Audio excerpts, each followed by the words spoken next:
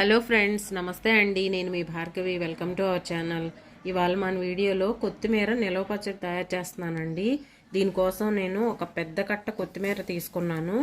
దీంట్లో పండాకులు కానీ కుళ్ళిపోయినవి కానీ ఏమన్నా ఉంటే ఏరేసి శుభ్రంగా కడిగేసి 4 సార్లు పెట్టానండి. వీటిని కట్ చేసి ఒక పొడి బట్ట మీద ఫ్యాన్ గాలికి ఒక 2-3 గంటలు ఆరబెట్టుకోవాలండి, తడేది లేకుండా. అలా ఆరబెట్టుకున్న తర్వాత మిగతా ప్రాసెస్ చూద్దాం. ఇది తడేమి లేకుండా శుభ్రంగా ఆరిపోయిందండి. ఎండలో అయితే పెట్టకూడదు, ఫ్యాన్ గాలికే ఆరిపెట్టుకోవాలండి. ఎండలో పెడితే బాగా వాడిపోయినట్టుగా అయిపోతుంది కదా, అందుకని ఒక 2 గంటలు ఫ్యాన్ గాలికి ఆరబెడితే తడి లేకుండా అయిపోద్ది. తడి ఉందంటే మనకి పచ్చడి అనేది నిలవ ఉండదండి, దానికోసం అని. ఇప్పుడు ఈ బౌలు కొత్తిమీర అయిందండి. దీన్ని ఒక ప్లేట్లోకి వేస్తున్నాను. తర్వాత ఇదిగోండి, దీంట్లోకి కావాల్సిన ఎండుమిరపకాయలండి. అదే గిన్నెలోకి ఒక పావు వంతు వచ్చేలాగా, లేదు అలా తెలీదు అనుకుంటే ఒక పెద్ద కట్ట కొత్తిమీరకి 20 ఎండుమిరపకాయలు అయితే సరిపోతాయండి. నేను 20 తీసుకున్నాను. తర్వాత చింతపండు కూడా అంతే. ఇదిగోండి, ఇలా కొంచెం ఇలా పావు వంతు వచ్చేలాగా వేసుకున్నా సరిపోద్ది. లేకపోతే పెద్ద సైజు ఉల్లిపాయ అంత అట్లా తీసుకున్నా సరిపోద్ది. ఇలా దీంట్లో ఇప్పుడు బాగా మసలే నీళ్ళు పోద్దామండి. చింతపండు నానిపోతుంది. ఇగోండి, వేడి మసలే నీళ్ళే పోయాలి. చల్ల నీళ్ళు పోస్తే కూడా మళ్ళీ పచ్చడి నిల్వ ఉండదండి. ఇది నానాలన్నమాట.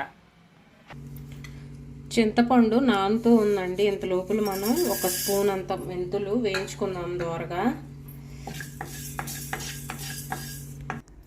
మెంతులు కొద్దిగా వేగినాయండి. కొద్దిగా ఒక స్పూన్ ఆవాలు కూడా వేస్తున్నాను. 2 కలిపి బాగా వేయించుకున్నాను.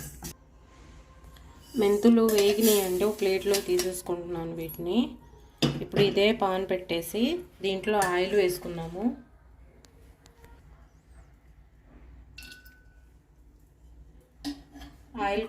ఆయిల్ కొద్దిగా వేడి అవ్వాలండి. ఇప్పుడు ఇందులో ఆయిల్ వేడెక్కింది. కొత్తిమీర వేసేస్తున్నాను. దీన్ని బాగా వేయించుకున్నాము. బాగా వేగాలండి, వేగపోతే కొంచెం చిరు చేదులాగా అనిపిస్తుంది. అందుకని బాగా వేయించుకున్నాం. కొత్తిమీర మగ్గుతుందండి. ఇంత లోపల ఈ చింతపండు జ్యూస్ తీసుకున్నాము. కొత్తిమీర బాగా వేగిందండి. దీన్ని ఒక ప్లేట్లోకి తీసేసుకుందాము.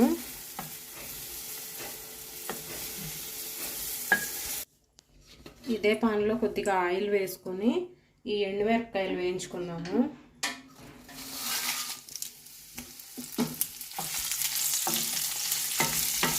మిరపకాయలు వేగినాయండి. మిక్సీ జార్లోకి తీసేస్తున్నాను. ఇదే పాన్లో ఇందాక తీసుకున్నాం కదండి చింతపండు గుజ్జు, ఇది వేసేసి ఉడకనిస్తున్నాం. చింతపండు ఇలా ఉడికింది కదండి, ఇలా ఇంతగా ఈ జ్యూసీగా ఉంటే సరిపోతుంది. ఇంకా స్టవ్ ఆఫ్ చేసేస్తున్నాను. ఇవన్నీ బాగా చల్లారి పెట్టుకుని మిక్సీ పట్టుకుని ఇవన్నీ బాగా చల్లారినాయండి. ఇదిగోండి, ఎండుమిరపకాయలు, ఆవాలు, మెంతులు.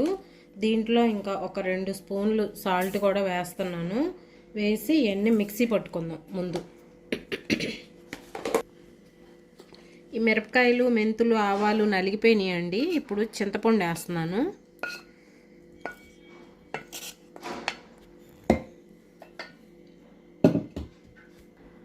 కొత్తిమీర కూడా వేసేస్తున్నాను. కొత్తిమీరని బాగా మెత్తగా ఏం రుబ్బుకోవక్కర్లేదండి, 4 పల్స్ ఇస్తే సరిపోద్ది. మిక్సీ పట్టడం అయిపోయింది కదండి. ఇప్పుడు దీనికి తాలింపు పెట్టుకుందాము. స్టవ్ వెలిగించి పాన్ పెట్టి ఒక పావు కప్ అంత ఆయిల్ వేసాను. ఒక స్పూన్ ఆవాలు, 1 స్పూన్ శనగపప్పు, 1 స్పూన్ మినపప్పు. కొంచెం వేగినాయండి. ఇప్పుడు వెల్లుల్లిపాయలు వేస్తున్నాను. 10 రెప్పలు వేసానండి నేను వెల్లుల్లిపాయలు. ఇప్పుడు కొన్ని ఎండుమిర్చి ముక్కలు, కొద్దిగా కరివేపాకు, కొద్దిగా ఇంగువ. తాలింపు వేగింది. స్టవ్ ఆఫ్ చేసేస్తున్నానండి. కొంచెం చల్లారిన తర్వాత ఆ పచ్చడి తీసుకొచ్చి దీంట్లో కలుపుదాం. తాలింపు చల్లారింది. ఈ పచ్చడి దీంట్లో వేస్తున్నాను.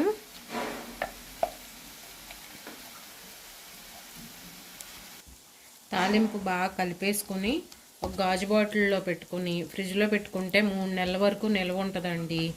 చాలా టేస్టీ అండ్ హెల్త్ కూడానండి. కొత్తిమీర తినడం వల్ల మనకి ఎంతో హెల్త్ బెనిఫిట్స్ ఉన్నాయి కదా.